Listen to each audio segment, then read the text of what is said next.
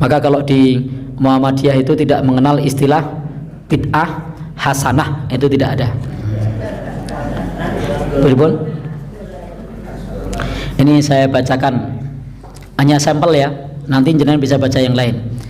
Tanya jawab agama jilid 3 di bab terakhir,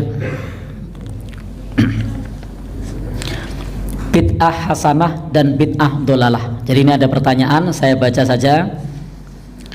Apakah ada bid'ah hasanah dan bid'ah dolalah, dan tolong beri contoh bid'ah hasanah dan bid'ah dolalah.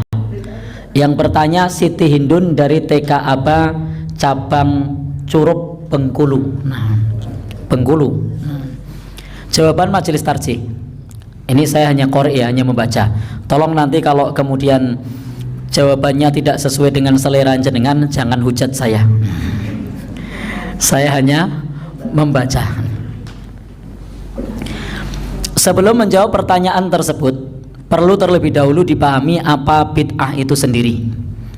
Perkataan bid'ah berasal dari akar kata Arab. Jadi dari kata akar Arab, dari bahasa Arab bada'ah, pakai ain ya, yang menunjukkan arti penciptaan suatu karya kreatif dan orisinil tanpa adanya contoh sebelumnya. Kata majelis tarjih dalam menjawab pertanyaan ini. Dalam Al-Quran, surat Al-Baqarah ayat 117 dan surat Al-An'am ayat 101, Allah berfirman badi'us samawati wal ard. Artinya Allah lah yang menciptakan langit dan bumi yang belum pernah ada contoh sebelumnya. Pengertian harfiah dari kata bid'ah ini sangat erat hubungannya dengan pengertian terminologi dalam agama Islam. Karena bid'ah itu ada esensinya, adalah setiap amal ibadah yang dibuat tanpa adanya dalil dalam syara' atau dalam syariat atau contoh dari Rasulullah Shallallahu Alaihi Wasallam yang membenarkannya. Secara teknis, para ulama mendefinisikan bid'ah itu sebagai suatu cara mengamalkan agama yang dibuat-buat dan menyerupai ketentuan syariat. Nah, pengertian ini sendiri yang dijawab oleh majelis tarjih, kata-katanya mirip apa yang diucapkan oleh Imam Asy-Syatibi dalam kitab Al-I'tisam.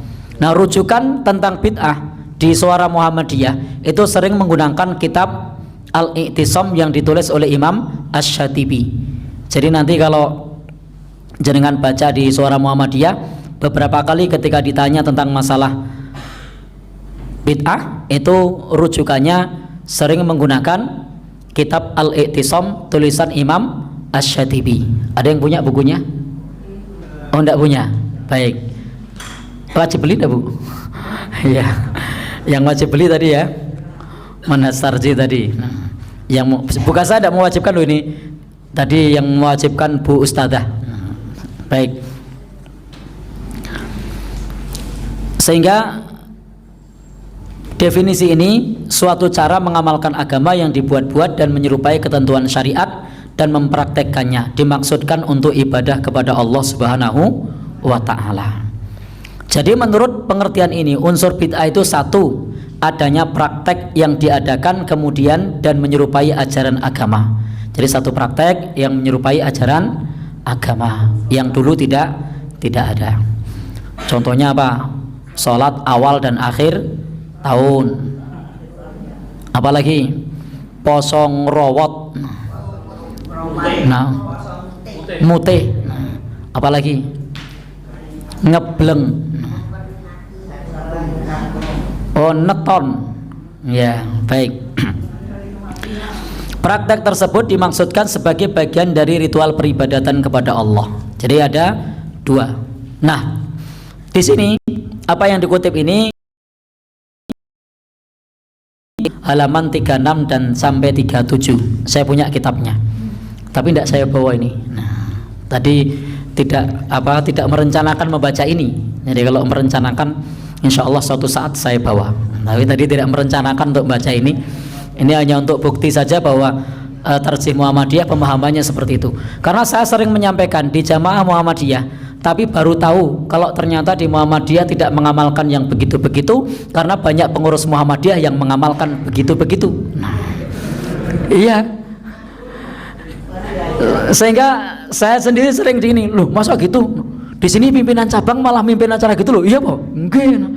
Oh lah yo, itu urusan lain, tapi saya hanya menyampaikan secara sumber rujukan, secara tarjih seperti itu. Adapun nanti ada orang yang begitu dari warga Muhammadiyah, itu jangan terus dianggap sebagai putusan tarjih. Pernah juga satu saat ada yang tanya ke saya, Ustadz, apa hukumnya berkorban atas nama orang yang meninggal dunia? Saya bilang tidak boleh. Nah, lalu kemudian ada jamaah bilang, loh kata Ustadz Fulan boleh. Nah, orang Muhammadiyah loh satu, loh yang bener. Nah, masa boleh?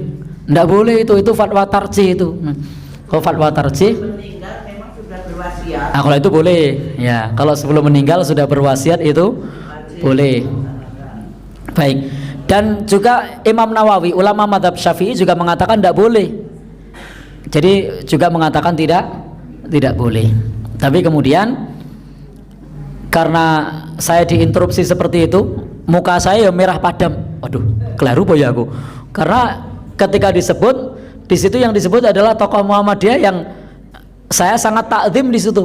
Wah, jangan-jangan pendapat saya keliru. Sebentar Bu, coba jenengan bawa HP enggak bawa, coba googling. Setelah di googling, alhamdulillah pendapat saya benar.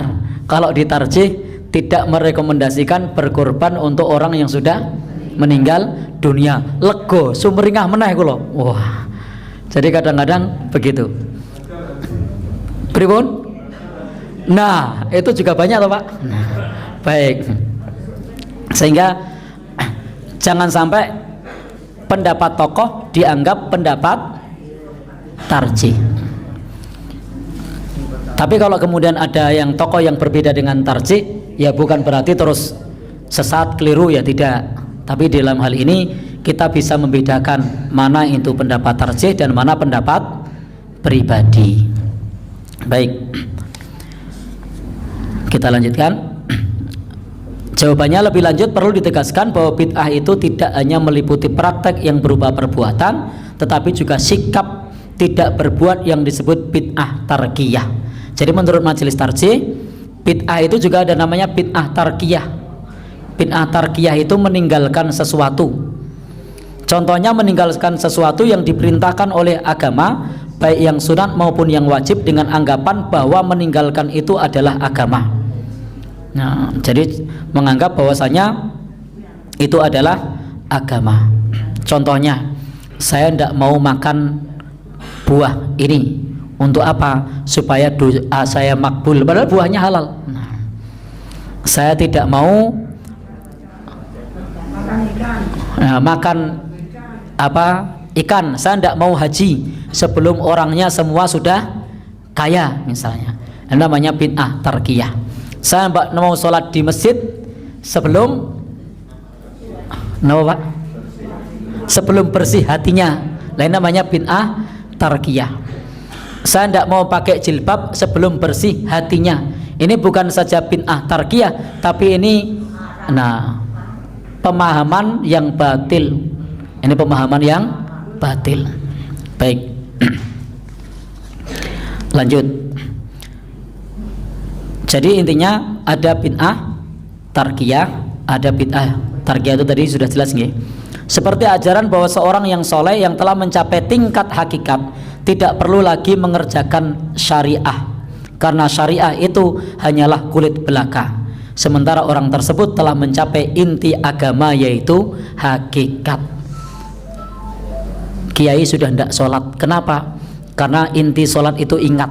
Kiai itu sudah sampai derajat hakikat sehingga sudah tidak perlu sholat. Ini namanya bid'ah tarkiyah, dan ini pemahaman yang keliru, yang batil. Baik, tetapi orang yang meninggalkan perintah agama bukan karena meninggalkan itu dipandang sebagai agama. Jadi orang meninggalkan agama tetapi tidak dipandang sebagai agama, maksudnya semata-mata malas atau lalai, maka tidak disebut bid'ah, tapi disebut maksiat. Jadi kalau ada orang yang meninggalkan sholat karena malas, itu namanya maksiat. Tapi kenapa kok tidak sholat? saya sudah sampai derajat hakikat, saya sudah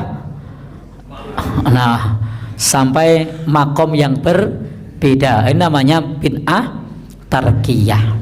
Kenapa tidak menutup aurat? Saya tidak akan menutup aurat sebelum hati saya bersih. Nah, ini namanya bid'ah tarkiyah. Tapi kenapa belum menutup pakai jilbab? Saya belum siap. Nah, ini namanya maksiat. Baik. Pelanggaran bid'ah itu tercakup dalam sejumlah hadis Nabi Shallallahu Alaihi Wasallam. Contohnya adalah dalam Sunan Ibnu Majah. Hadis ini terkenal. Wa syarrul umuri muhdatsatuha wa kullu muhdatsatin bid'ah. Nah, itu seburuk-buruk urusan itu adalah dalam perkara yang baru, dan dalam perkara baru itu adalah seburuk-buruk perkara baru itu adalah bid'ah. Baik. Wa kullu bid'atin dolalah, dan setiap bid'ah itu sesat. Nah, dan apa yang dikemukakan tersebut tampak beberapa hal kesimpulan. Satu, bid'ah adalah suatu cara mengamalkan agama yang tidak berdasarkan tuntunan Rasul dan yang oleh pelakunya dianggap sebagai bagian dari agama. Sehingga ini merupakan lawan dari sunnah. Yang kedua, bid'ah hanya ada sepanjang menyangkut hal-hal yang berkaitan dengan agama, akidah dan ibadah, dan tidak menyangkut urusan duniawi yang bersifat makulul makna. Jadi bid'ah hanya urusan akidah dan ibadah. Yang ketiga, sebagai kebalikan dari sunnah, maka seluruh bid'ah harus ditinggalkan, dan seperti dinyatakan dalam hadis bahwa setiap bid'ah adalah dolalah. Jadi kalau menurut Tarjih Muhammadiyah tidak ada bid'ah hasanah, semua bid'ah itu dolalah, karena Tarjih membatasi bid'ah itu hanya dalam akidah dan ibadah, sehingga selain akidah dan ibadah itu tidak bid'ah. Peci ini tidak bid'ah, apalagi baju koko tidak bid'ah, karena dia bukan akidah, bukan ibadah, dia adalah sarana prasarana, dia adalah dunia. Baik. Yang keempat, jadi jelas tidak ada bid'ah hasanah dalam pengertian teknis keagamaan. Nah, jadi jelas tidak ada bid'ah yang hasanah dalam pengertian teknis keagamaan. Ini menurut Himpunan Putusan Tarjih, bukan himpunan. Fatwa Tarjih Tanya Jawab Agama Jilid 3, Tim Majelis Tarjih dan Tajdid Pimpinan Pusat Muhammadiyah, yang diterbitkan oleh Suara Muhammadiyah. Ini hanya sampel. Nanti kalau mau baca lagi, ini mau baca jilid berapa? Nah, waktunya ora cukup. Jadi kenapa saya perlu bawa sampel seperti ini? Karena beberapa kali saya ketika mengampu kajian yang itu jamaahnya juga adalah jamaah Muhammadiyah, itu kaget, loh masa enggak boleh gitu. Maka saya baca ini khawatir kalau nanti ada yang membantah, sehingga saya langsung bawakan bukunya. Nah, biar baca sendiri. Baik. Kalau kita mendengar, masih 4 menit ya. Kalau kita mendengar ada orang yang mengatakan bid'ah hasanah, maka yang dimaksud adalah bid'ah dalam arti harfiah, dalam hal menyangkut urusan dunia, dalam hal-hal yang menyangkut urusan masolih mursalah.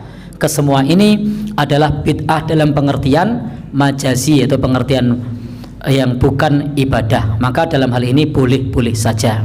Adapun bid'ah dalam pengertian teknis agama yang dinyatakan sebagai sesat oleh Nabi adalah bid'ah seperti yang didefinisikan oleh Majelis Tarjih dari kitab Al-I'tisam tadi.